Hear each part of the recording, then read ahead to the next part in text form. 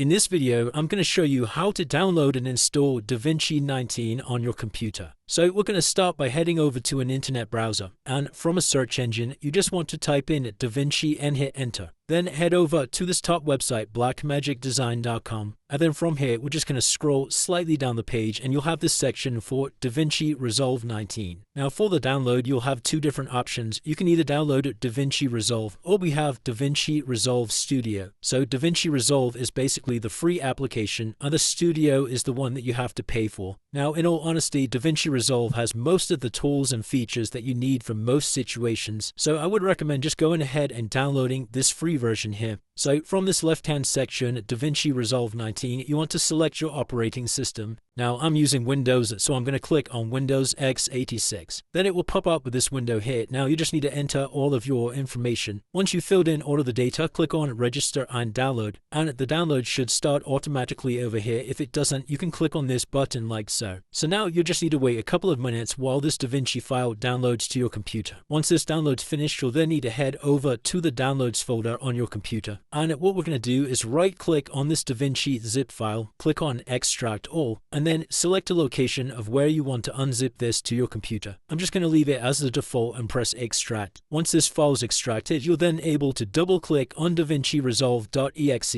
Make sure you have all three of these options checked for its full features and click Install, and then just go through your steps to complete the installation. So I'm going to hit Next, agree to the terms and conditions and hit Next. Click on Next again and press Install. Once it's finished installing, you can hit Finish, and then we can head over to the Start menu and we can open up the DaVinci Resolve application. Click on New Project to create a new DaVinci Resolve project and select Create. And now you'll be able to start editing and creating your projects. So it's as simple as that, guys. If you did find this video helpful, then let me know in the comments and I'll see you in the next one.